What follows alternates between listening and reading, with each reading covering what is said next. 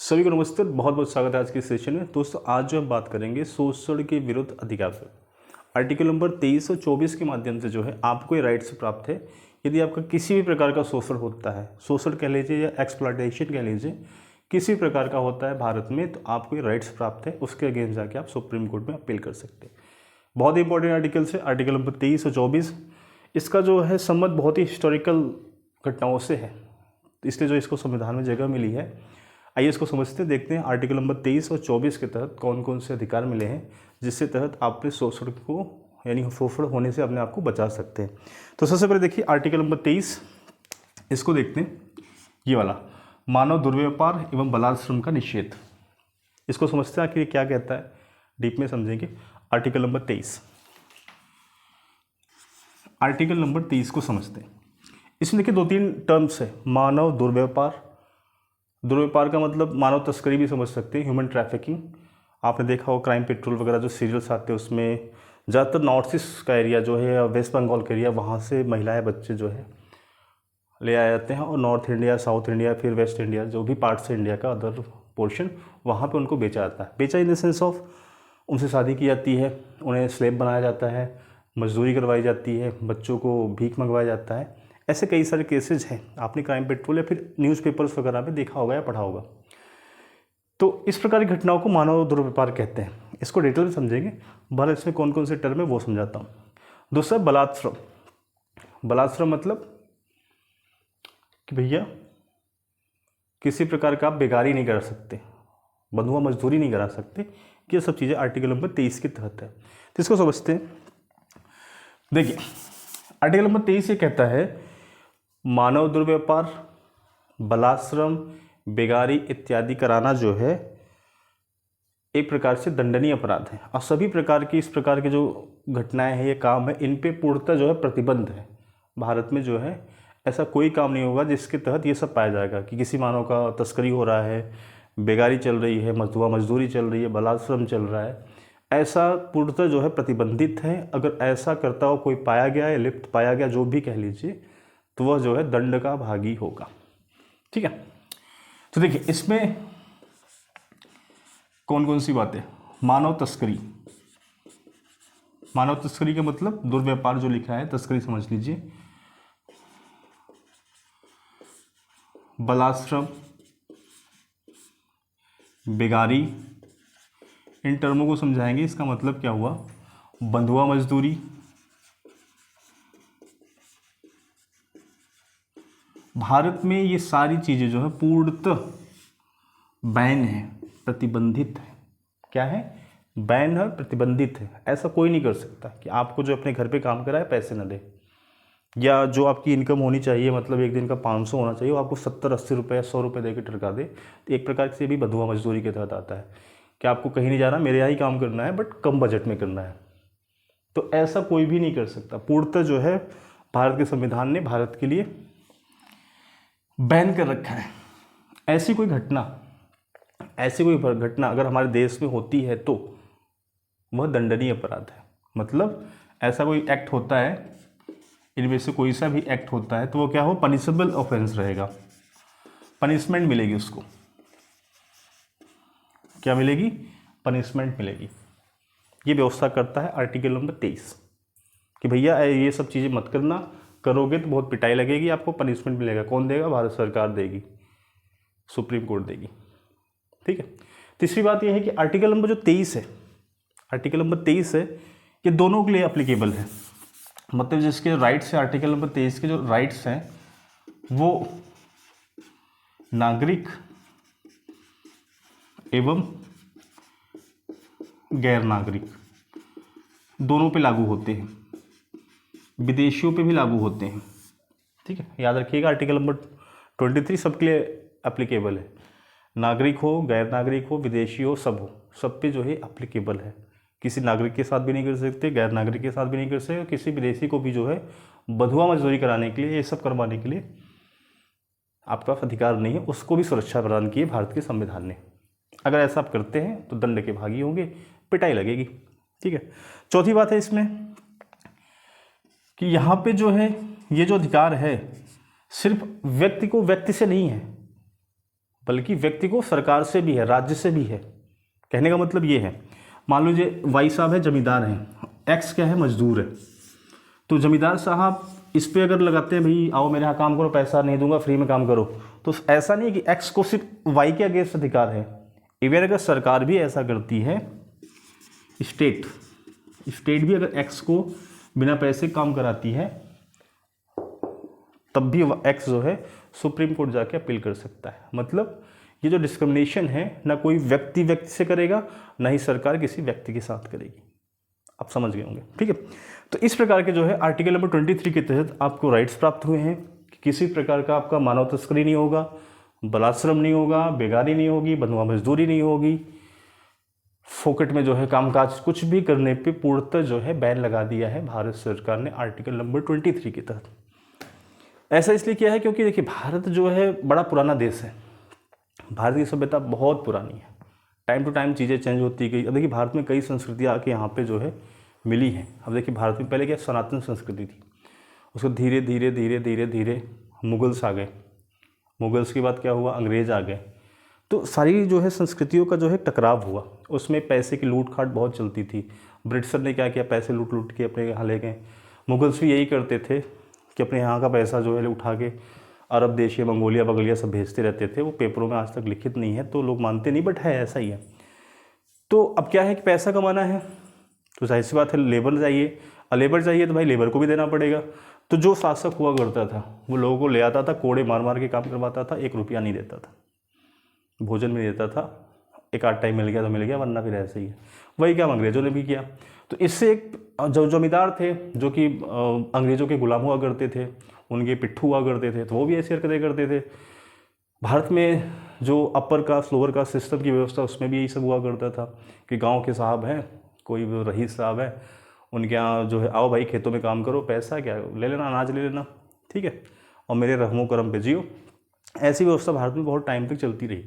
तो इन व्यवस्थाओं से क्या हुआ कि एक आम नागरिक जो मतलब बहुत पावरफुल नहीं, बहुत पैसा नहीं उसके पास, बहुत पहुंच नहीं है, वो काफ़ी टाइम तक एक व्यक्ति की गुलामी करते करते उसका जीवन यापन निकल जाता था। बाद में क्या होता था, उसका लड़का होता था तो ये होता था बाप ने तूने ये किया तो बेटा भी यही करेगा, मुंशी का बेटा मुंशी, मजदूर का बेटा मजदूर, यही सब हुआ करता था। तो ऐसी व्यवस्थाओं को ख़त्म करने के लिए आर्टिकल नंबर 23 को इंसर्ट किया गया कि ये सब बंद करो, जिसके पास टैलेंट है तो वो टैलेंट वाला काम करेगा, और ये सब करोगे पिटाई लगेगी, भारत की सरकार बहुत पिटाई लगाएगी, ठीक है। तो ये सब व्यवस्था करके जो है चीज़ों को ख़त्म किया गया। लेकिन आज भी देखा जाए तो भारत में बंधुआ मजदूरी, बेगारी, बलात्श्रम, मानव तस्करी सब चल रहा है कानून बनने के बावजूद भी। इस आर्टिकल के बहुत से कानून भी बने हैं, आगे बताऊंगा मैं। तो इसके बावजूद भी जो है भारत में सब कुछ चल रहा है। अगर आप गांव से बिलोंग करते हैं तो आप देखिए गांव खेड़े में जो बड़े साहब लोग होते हैं, मतलब पैसे वाले लोग, उनके यहाँ 8-10 नौकर ऐसे गांव मोहल्ले काम करते हैं, उनको बहुत पैसा नहीं मिलता है, कभी दूध मिल गया, कभी दही मिल गई, कभी चावल मिल गया, बस यही चल रहा है। तो मानव तस्करी भी हो रही है। मैंने बताया आपको जो अपना पूर्वी भाग है जहाँ पे गरीबी ज़्यादा है, उड़ीसा हुआ, बंगाल हुआ, बिहार हुआ, कुछ हिस्सा बिहार का, कुछ सब नहीं बोल रहा हूँ मैं, नॉर्थ ईस्ट के जो लड़के लड़कियाँ छोटे छोटे हैं माइनर से 18-20 साल के, वो सब जो है बहुत गरीबी में जीवन यापन करते हैं। वहाँ पे इतनी इंडस्ट्री नहीं, इतने रोज़गार नहीं है, तो वहाँ जो ये एजेंट होते हैं बेवकूफ़ बना के उनको दिल्ली या फिर मुंबई बड़े शहरों में ले आते हैं और कहीं सेल कर देते हैं लड़कियों को धंधे के लिए, बच्चों को भिखारी बना के रख देते हैं। किसी को शादी करनी है तो उठा लाए भाई मेरे यहाँ शादी कर लो चलो। हरियाणा में देखिए सेक्स रेशियो कम है, तो हरियाणा के लोग क्या करते हैं, बिहार साइड जाते हैं, वहाँ से लड़कियाँ खरीद के ला के यहाँ शादी करते हैं और अपना जीवन यापन करते हैं। शादी करना अच्छी बात है, बट इस प्रकार की शादी तो एक्सेप्टेबल नहीं है ना। बिहार और हरियाणा में ऐसी घटनाएं क्यों हो रही हैं, क्योंकि हरियाणा में जो है सेक्स रेशियो जो है बहुत ख़तरनाक हो गया है, 600-700 लड़कियाँ ही हैं 1000 मर्दों पे, तो इसलिए ऐसी घटनाएं हो रही हैं। तो बहरहाल कहने का मतलब है कि अब ये सब पेपरों पे तो है, ये सब नहीं होगा। मैक्सिमम चीज़ें कंट्रोल्ड भी है, ऐसा नहीं कंट्रोल नहीं है, बहुत अच्छा भारत ने काम किया है, बट आज भी बहुत सी चीज़ें बियॉन्ड द जो है रूल्स कह लीजिए, पर्दे के पीछे कह जो है चल रही है। तो हमें इस पर भी काम करना चाहिए, भारत सरकार काम करना चाहिए कि ऐसी चीज़ें ना हो सके, ठीक है। तो अब देखिए ये सब बातें तो हो गई। अब देखिए इसमें कुछ कड़े शब्दों का प्रयोग किया गया है। मानव दुर्व्यापार, मानव दुर्व्यापार मतलब मानव तस्करी। इसके तहत क्या क्या होता है समझाता हूँ मैं, इसको मिटा लेता हूँ। तो इन शब्दों को जो डिटेल में बताऊँगा ना तो आपको बड़ा मजा आएगा। पहले इसको मिटा लेते हैं। इसमें देखिए पहला टर्म है मानव दुर्व्यापार, इसको समझते हैं ये क्या है।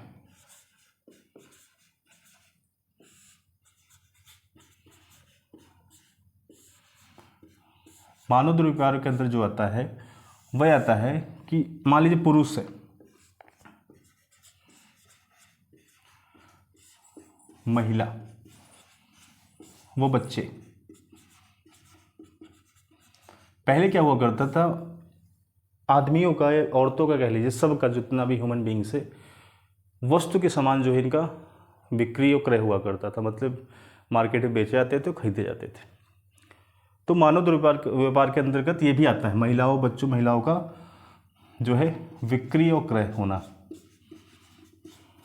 वो क्रय, इसके तहत ये आता है। इसको जो है पूर्णतः बैन कर दिया गया, कोई किसी व्यक्ति को खरीद नहीं सकता। खिलाओ, जैसे आप जानवर खरीदते हो ना, 5,000 की भैंस ले ली, 2,000 की गाय ले ली, ऐसे पहले इंसान भी बिकते थे। अब ये पूर्णतः जो है प्रतिबंधित है। ठीक है, तो ये मानव व्यापार के अंतर्गत ये आता है। पहला ये है। दूसरा है भैया, इसके अंदर क्या आएगा, महिला और बच्चों के साथ अनैतिक व्यवहार।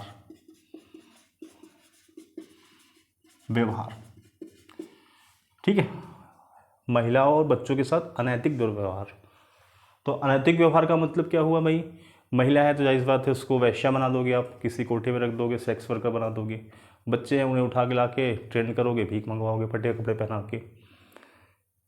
ठीक है, तो ये सब चीज़ें जो है मानव दुर्व्यापार के अंतर्गत आती है कि मानव के साथ जो है गलत काम हो रहा है। दुर्व्यापार मतलब गलत तरीका जो है उनको ट्रीट करना। तीसरा भाई देवदासी, ये हिंदू धर्म से जुड़ा हुआ मुद्दा है। देवदासी मंदिरों में मठों में जो है लड़कियां हुआ करती थी, जो साहब लोग हुआ करते थे उनकी सेवा के लिए हुआ करती थी। तो ये बैन कर दिया गया कि कोई देवदासी वगैरह रखने का सिस्टम ख़त्म। ठीक है, अगला है भाई दास प्रथा थी। दास, ये सब जो है इसमें शामिल था मानव दुर्व्यापार में। ये सब कुछ जो है बैन कर दिया गया भारत सरकार ने। कभी आपको मानव दुर्व्यापार की जो है डिफिनेशन लिखने को आए तो आप ये सब चीज़ें लिख सकते हो, किसके तहत ये आता है, इस पर बैन हो चुका है भारत में। अब ऐसा कहीं भी नहीं है। ठीक है, अगला इसमें टर्म है बलात्श्रम या कह लीजिए बेगारी। बेगार और बलात्श्रम में थोड़ा अंतर है, दोनों को समझाऊंगा।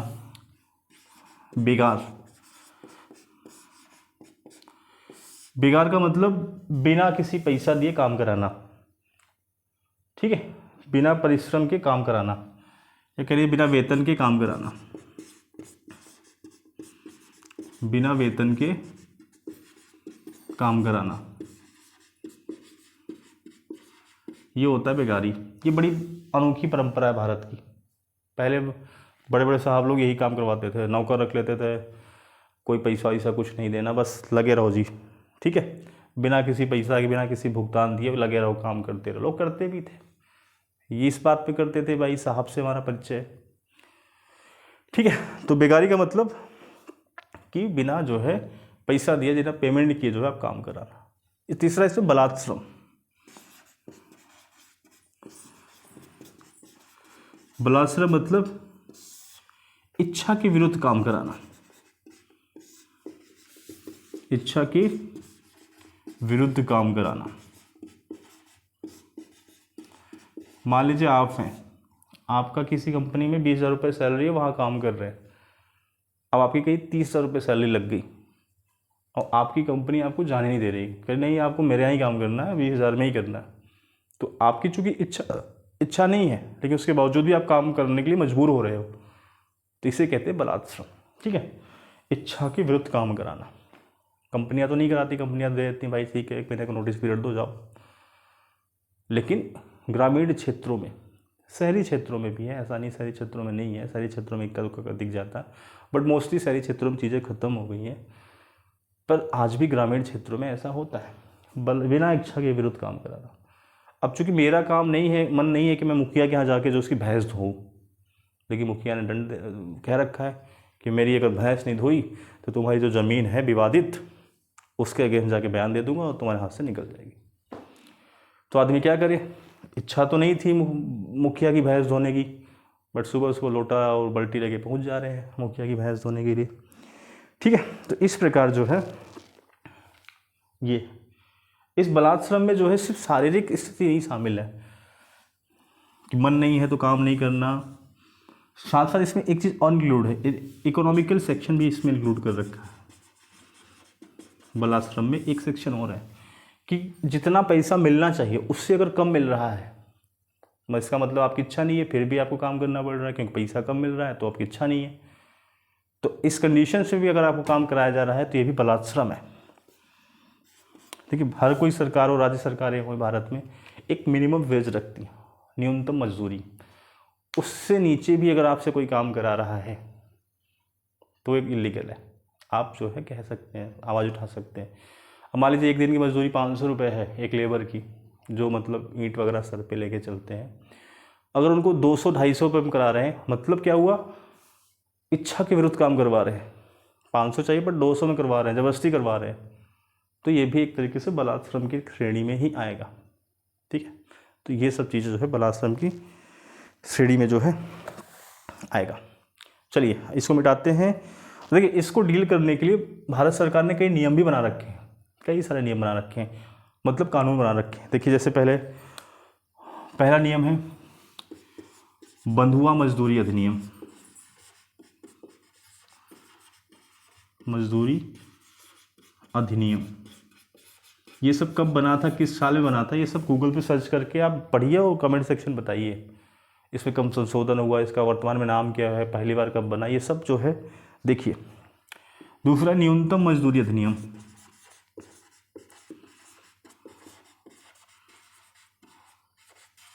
अधिनियम, तीसरा ठेका अधिनियम, कॉन्ट्रैक्ट ठेका अधिनियम।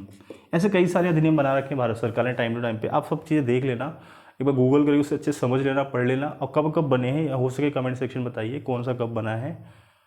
ठीक है, ये सब चीज़ें जो है व्यवस्थाएं कर रखी। इस संबंध में एक अपवाद भी है। देखिए, कोई भी आर्टिकल से भारत सरकार का, संविधान का, तो अपवाद जरूर है। इसमें क्या अपवाद है वो समझाता हूँ। अपवाद ये है कि भाई कह रहा है कि बिना पेमेंट के काम नहीं करवाओगे, सब कुछ बता दिया गया है, लेकिन अगर राज्य चाहे कोई आपातकालीन व्यवस्था हो जाए तो आपसे जो है कुछ सर्विसेज ले सकती है भारत सरकार या राज्य सरकार। जैसे मान लीजिए बाढ़ आ गई, आप बचाव कार्य करना है तो आपकी मदद ली जा सकती है। सेना की टुकड़ियाँ काम कर रही हैं तो सेना के साथ आपकी हेल्प ली जा सकती है। ठीक है, आपकी बसेज है तो बसेज लगाई जा सकती हैं, उसके लिए पेमेंट भी होगा, ऐसा नहीं पेमेंट नहीं होगा, पेमेंट भी होगा, सब कुछ होगा। लेकिन पेमेंट करने के लिए राज्य जो है बाध्य नहीं है। मतलब कहीं बाढ़ आ गई और कह दिया गया भैया आप अपनी जो है बस लाइए, बस में लोगों को बिठा के एक स्थान से दूसरे स्थान पे ले जाइए, उसके लिए पेमेंट भी मिलेगी आपको, और जो मार्केट की पेमेंट वैल्यू है वही मिलेगी, लेकिन पेमेंट देने के लिए राज्य सरकार बाध्य नहीं है। बाध्य इसलिए नहीं किया गया, हो सकता है राज्य के फंड में पैसे ही ना हो, तो पुरानी व्यवस्थाओं को ध्यान में रख के बनाया गया था। आज के टाइम पैसा सबके पास है, पूरी सरकार के पास है, बट सिचुएशन बहुत ज़्यादा जो है वर्स हो जाए कि सरकार का खजाना खाली हो गया, तो उस केस में ये भी व्यवस्था की गई है कि जो है आपको इमरजेंसी सेवा में नौकरी करनी पड़ेगी, और उसके लिए जो है सरकारें बाध्य नहीं है पेमेंट करने के लिए। पेमेंट करेगी, पहली कंडीशन है पेमेंट मिलेगी, लेकिन अगर पैसा नहीं है तो बाध्य नहीं है। ठीक है, दूसरी बात यह है कि जब ऐसी सिचुएशन आएगी इमरजेंसी वाली, तो जब राज्य अपने नागरिकों को सेवा में लेगा, ड्यूटी पे लगाएगा, तो उनके साथ जो है जाति, धर्म, मूल वंश, वही सब जो है जाति, धर्म और क्या कहते हैं वर्ग के आधार पे जो है भेदभाव नहीं करेगा। ठीक है, कहने का मतलब ये है, वही बाढ़ वाला सीन कि बाढ़ आ गई तो गांव वालों से बोला भैया फलाने गांव बाढ़ आई है, चलो थोड़ी मदद करो, सब चलेंगे करेंगे, जिसका जो पैसा बनेगा पैसा देगा, सरकार के पास रहेगा तो, नहीं रहेगा तो नहीं देगा। लेकिन सरकार जब लोगों को ले जाएगी काम पे, तो जाति, धर्म और क्या बोलते हैं, क्या है, वर्ग के आधार पे जो है भेदभाव नहीं करेगी, सबको जैसे जो फिट रहेगा उसको ले जाएगी। ठीक है, तो आर्टिकल नंबर 23 में यही सब बातें समझाई गई हैं। आई होप आपको समझ में आ गया होगा। इसमें जो है इतनी ही बातें समझाई गई हैं। आप इस पर अच्छे से पढ़ लेना, नोट्स बना लेना, कोई डाउट हो तो कमेंट सेक्शन में लिखना, उस पर मैं रिप्लाई करूँगा। ठीक है, आई होप आपको समझ में आ गया होगा। अब हम बात करेंगे आर्टिकल नंबर 24 की। इसको मिटाते हैं फिर समझते हैं। आर्टिकल नंबर 24 को डिस्कस करते हैं, जो कि बच्चों से संबंधित है, छोटे बच्चों से संबंधित है। ये कहता है भाई कारखाना हो आदि में बालकों के नियोजन का निषेध करता है। ठीक है, जो बच्चे छोटे होते हैं उनके पढ़ने के दिन होते हैं, लेकिन किसी कारणवश हो सकता है उनकी घर की आर्थिक स्थिति अच्छी ना हो, तो उस कंडीशन में उन्हें काम करना पड़ता है। तो उसके बावजूद भी क्या है, भारत सरकार चाहती है कि ठीक है काम कर लो भाई, आपको एक माहौल दे देते हैं। बट आप बहुत बड़े इंडस्ट्री में काम नहीं कर सकते। लाइक एज मान लो जो कि जहाँ ऊपर ऊपर क्रेन्स आ रहे हैं, नीचे रखे जा रहे हैं, वजन चीज़ें उठ रही हैं, तो वहाँ जो है काम करने से मना करता है, क्योंकि आप इतने परिपक्व नहीं हैं कि चीज़ों को समझ सकें। ठीक है, तो यही वाला काम करता है आर्टिकल नंबर 24। वो ये कहता है कि कोई भी हैवी इंडस्ट्री हो, कोई भी हैवी इंडस्ट्री हो, जहाँ स्टील प्लांट हो गया मान लो, ठीक है, या लोहे की खान हो गई, जैसे मतलब कोयले की खान हो गई, तो ये सब क्या हैवी इंडस्ट्री के तहत आता है। तो इसमें जो है 14 वर्ष से कम उम्र के बच्चों को आप इस पे काम पे नहीं लगाओगे। ठीक है, किस में लगाओगे, जहाँ पे हैवी ड्यूटी के काम होते हो। हैवी ड्यूटी मतलब जैसे माइंस हो गई, माइंस समझ रहे ना, माइंस जो कोयले की खान्स होती हैं, जहाँ पे बड़े बड़े हथौड़े मारने पड़ते हैं, टोपी पहननी पड़ती है, रस्सा लेना पड़ता है, सर पे एक टॉर्च होती है। मिशन रानीगंज फिल्म देखी होगी आप लोगों ने अक्षय कुमार की, तो उसमें आप देख लेना कैसे कैसे काम करने पड़ते हैं। और कभी कभी तो लेबर्स वहाँ माइंस में फंस भी जाते हैं, तो बड़े टेक्निक से उन्हें निकाला भी जाता है। तो ऐसे जो काम होते हैं हैवी ड्यूटी वाले, रेलवे के काम हो गए, PWD के काम हो गया, ये सब बहुत हैवी ड्यूटी काम है, बहुत रफ एंड टफ काम होता है। तो ऐसी इंडस्ट्री में 14 वर्ष से कम उम्र के बच्चों को जो है आप जो है डिप्लॉय नहीं कर सकते। ठीक है, तो ये जो है अधिकार देता है कौन, आर्टिकल नंबर 24 को। अगर आपको कोई ज़बरदस्ती लेबर बना के ले जा रहा है, चल भाई रेलवे में तार खींचना है, और उस बालक की उम्र 14 से कम है, कोई ठेकेदार ले जाता है, तो उस पर मुकदमा चल सकता है कि आप 14 साल की कम उम्र के कम बच्चे को जो है आप नहीं लगा सकते काम पे।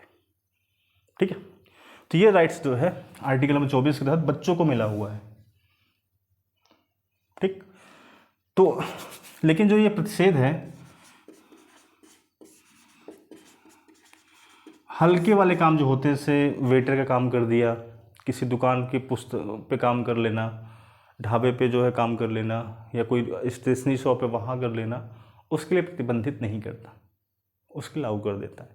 क्योंकि भाई रोजी रोटी का सवाल है ना। चलो हमने प्रतिबंधित कर दिया हर कामों में, लेकिन उसके घर में कोई नहीं है, वही एक इंडिविजुअल बंदा है, या माता पिता है, लेकिन माता पिता की वो स्थिति नहीं है कि वो कमा सके, फिजिकली वो चैलेंज है, तो बच्चे को तो करना पड़ेगा ना। किसी ढाबे पे वेटर की नौकरी कर लेगा, बर्तन साफ करेगा, किसी शॉप से जाके काम कर लेगा।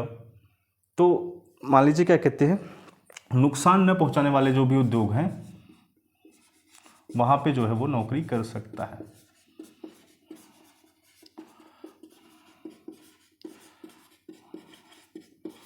वाले उद्योग में जो है नौकरी कर सकता है, वहाँ पे उसे मनाही नहीं है, वो कर सकता है, क्योंकि रोजी रोटी का सवाल है। ठीक है, अब देखिए यहाँ पे देखिए कारखानों आदि में बालकों के नियोजन का निषेध। अब कुछ लोग कहेंगे जो फेमिनिस्ट होंगे कि संविधान जो है पुरुषवादी विचारधारा का है, यहाँ पे बालक लिखा है, बालिकाएं क्यों नहीं लिखा, क्या ये बालिकाओं के लिए नहीं है, सबके लिए है। वर्ड बालक इसलिए यूज किया गया है क्योंकि जब संविधान बन रहा था तो उस समय जो है महिलाएं बहुत कम काम करती थी, बाहर जाके पुरुष ही करते थे, इसलिए बालक शब्द का प्रयोग हुआ है। बालक का मतलब है कॉमन जेंडर्स लो, मेल और फीमेल दोनों के लिए। ठीक है, आई होप आप समझ गए होंगे। दूसरा है इस व्यवस्था को जो है टाइट करने के लिए कि ऐसा कोई काम हो न जाए, तो भारत सरकार ने कानून बनाया है बाल श्रम। इस कानून का नाम क्या है, बाल श्रम अधिनियम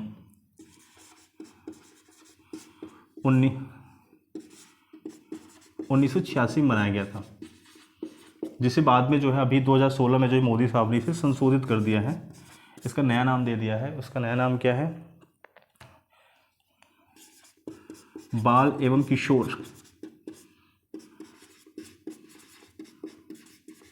श्रम विधेयक अधिनियम 1986। इसका नाम चेंज कर दिया, कुछ और इसमें प्रोविज़न जोड़े गए हैं, प्रोविज़न जोड़ा गया, नाम चेंज कर दिया गया है और इसको जो है आज के टाइम में लागू हुआ है, 2016 में जिसे इम्प्लीमेंट किया गया हुआ है। ठीक है, और एक प्रोविज़न से बालक संरक्षण आयोग अधिनियम, इसे बनाया गया है। इसे जो है कब बनाया गया था? 2005 में बनाया गया था, बालक संरक्षण आयोग अधिनियम। इसके तहत जो है राष्ट्रीय स्तर पे राष्ट्रीय आयोग होगा, राष्ट्रीय बालक संरक्षण आयोग, और राज्य स्तर पे राज्य बालक संरक्षण आयोग। ठीक है, दो प्रकार के आयोग बनेंगे, एक राष्ट्रीय स्तर पे, एक राज्य स्तर पे। तो हर राज्य का अपना जो है बालक संरक्षण आयोग है। उत्तर प्रदेश बालक संरक्षण आयोग, राष्ट्रीय स्तर पे राष्ट्रीय बालक संरक्षण आयोग जो है बनाया गया है। इस बच्चों के संरक्षण संबंधित किसी प्रकार की जो घटना घटित होती है, तो ये आयोग जो है उस चीज़ को संज्ञान में लेते हैं, उस पर कार्रवाई करवाते हैं, अब बच्चों को जो है अपनी सुरक्षा प्रदान करते हैं। ठीक है, तो ये जो है क्या कहते हैं, आर्टिकल नंबर 24 के तहत जो है राइट्स मिला हुआ है। किसी भी माइनस को आप हैवी इंडस्ट्री में नहीं डिप्लॉय कर सकते हैं, छोटी मोटी इंडस्ट्री में कर सकते हैं, जैसे लाइक एज जहाँ पे क्षति ना पहुँचे ज़्यादा, या बिल्कुल क्षति न जैसा काम ना हो, तो वहाँ पे डिप्लॉय कर सकते हैं, बट हैवी इंडस्ट्री में डिप्लॉय नहीं कर सकते। तो आर्टिकल नंबर 24 है, आई होप आप समझ गए होंगे। शोषण के विरुद्ध अधिकार के तहत 2 आर्टिकल थे, आर्टिकल नंबर 23, 24 मैंने अच्छे से चीज़ों को समझा दिया है। कुछ जो रह गई हो तो कमेंट सेक्शन लिखना, उस पर हम डिस्कस करेंगे, दोबारा से वीडियो बनाएंगे। बहरहाल शोषण के विरुद्ध अधिकार में इतना ही था। अगले लेक्चर में हम शुरू करेंगे धर्म की स्वतंत्रता का अधिकार, आर्टिकल नंबर 25, 26, 27, 28। 4 आर्टिकल्स हैं, एक एक करके अच्छे समझेंगे, बहुत इंपॉर्टेंट है, क्योंकि भारत में धर्म जो है बहुत काम की चीज़ है, लोग बहुत अच्छे धर्म का फॉलो करते हैं, तो ये आर्टिकल्स भी समझना बहुत ज़रूरी है। तो मिलते हैं अगले वीडियो में, तब तक के लिए आप सभी को बहुत बहुत नमस्कार।